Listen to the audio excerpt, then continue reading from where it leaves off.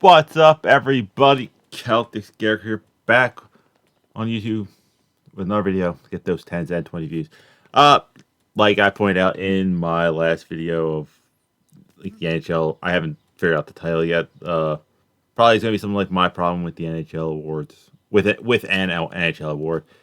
It was a short video, so I decided to do a second video. I'm still in my Penguins shirt because that's gonna come up, and we are going to do another Fat Electrician video because I got asked to do more Fat Electrician. Now,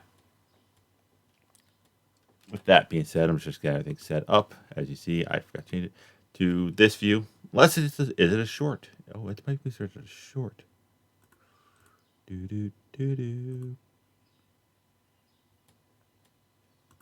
Yeah, okay. But yeah, and this video is called Normandy's Penguin Nights, because I just did a video on hockey and I'm a giant Pittsburgh Penguins fan.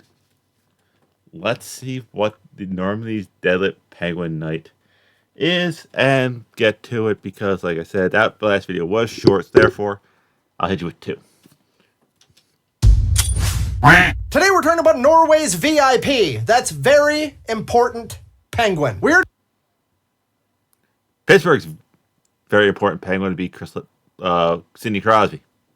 We talked about Wojtek, the Polish artillery bear that retired at the Edinburgh Zoo in Wait, what? Scotland. Well, Wojtek was not the only military celebrity from the animal kingdom to call the Edinburgh Zoo his home. In fact, he was outranked. Ladies and gentlemen, I present to you Brigadier Sir Nils Olav III. Yeah. The third. Oh my god. Yeah, sir, as in he was knighted by King Harold V of Norway in 2008 to be exact. Penguins are my favorite animal, and that's actually why one of the main reasons why I became a Penguins fan. He's also the commander-in-chief of the Norwegian Kingsguard. Like, if you want to try to overthrow Norway, this is the final boss you have to fight.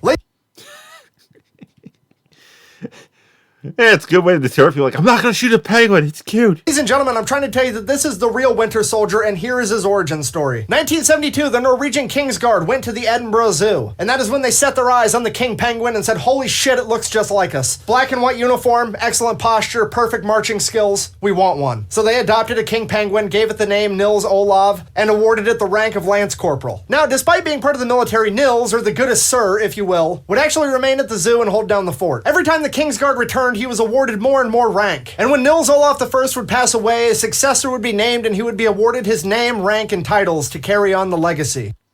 Okay, that's kind of badass. It's like, yeah, you died, unfortunately. Our mascot died. So what do we do? Well, we have his offspring.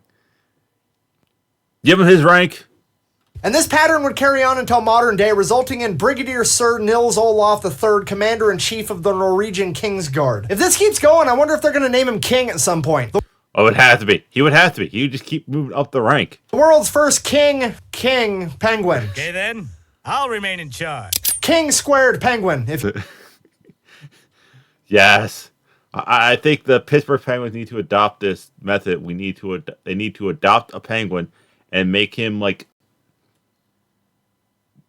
start at the low level of I think it's like the EHA whales, which kind of whalers, but the baby pens last line, and every time the Penguins win something good, he moves up a rank, if you will. All right, let's have a moment of honesty. Probably not what we were hoping for. I don't know about you, but I heard Penguin Night and I got visions of a penguin storming trenches in World War I. Instead, I got a penguin that lives at a fucking zoo. True. We were hoping for some deep-seated penguin. I was hoping for a penguin messenger, or at the dead of winter, and they just sent the penguins in the direction of everybody else and let them know what's going on. Cute. It's just not nearly as badass as I'd hope. But then I noticed something. Here's some footage of Nils Olav doing the Conor McGregor walk while inspecting his men. Here, keep your mouth shut, kid. Never speak about me. Ever in your life. Watch yourself around me. Pretty funny, right? The Penguins impersonating Conor McGregor. Wrong. Then you realize that footage is from 2008, which means Conor McGregor's been doing the Nils Olav walk all along. Technically, it's ripped off Vince McMahon, but Gotham jaywalk, if you will. So why would one of the most famous MMA fighters of all time imitate this penguin? I'll tell you why. You ever heard of the fight or flight response? Yeah, this is a flightless fucking bird. He doesn't have that. He's got the win or die response, and the motherfucker's still here. And if the science behind that doesn't persuade you, let's look at history. Australia declared war on flightless birds twice. Wait, what? Australia has... and lost. Twice. And that's not me saying the Australian military isn't good, they're fantastic. Which means the only logical conclusion is flightless birds are gangster as fuck. Buh, that's so stupid. There's zero historical accounts of a person being killed by a penguin. that we know of. Buh. Yeah, you're right, and that should fucking terrify you. That means there's only two options. Either it doesn't happen, or there's no survivors and no evidence. I'm trying to tell you this. That's what I'm saying, like, we know of. This is one of two things. It is either the most badass animal mascot on the planet, or the least badass animal mascot on the planet, and either way, I would argue that it is the most dangerous. Because if it is secretly a badass, you're gonna go down in history as the only guy to get clapped by a penguin, which is just not acceptable for anybody that doesn't identify as a bat. And True. Very true. if it is in fact just an adorable flightless bird and you fuck with it, not only are you gonna have to explain that to every grunt in Norway, but probably NATO as a whole. And the city of Pittsburgh. There are actually a few cities. There's the Wilkes-Barre Scranton Penguins, the Pittsburgh Penguins, and I want to say there's another hockey team. Think messing with Doc is bad? There's a lot of Docs in NATO. There's only one fucking penguin. In conclusion, the goodest sir is either the deadliest animal mascot of all time, or the fastest way on the planet to figure out that it's never a war crime the first time. Thank you for watching. Best way to support the channel is go buy some merch at thefatelectrician.com. Quack bang out. Yeah, could you imagine, since there is no record of a person dying from a penguin, being the first person ever to die by a penguin? Like, you get to go, you get to go down as history as someone who, first person to die from a penguin. But then your family gets to live with that, like, weird honor. Like, yeah, you heard about Jimmy's grandpa? Death by penguin. What? Yeah, he got killed by a penguin.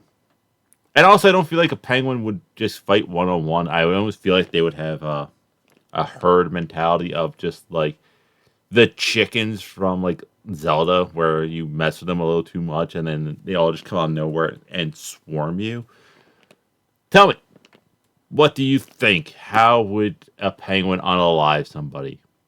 And has penguins unalive somebody, other than, like, emotionally, with, like, how bad the Pittsburgh Penguins have been throughout their career, or Flyers fan knowing the fact that Sidney Crosby has more Stanley Cups than the Flyers organization? That's it. That is all I have. I'm leaving you on an insult to the Flyers because that's what we do. That's it. I'll see you weird people later.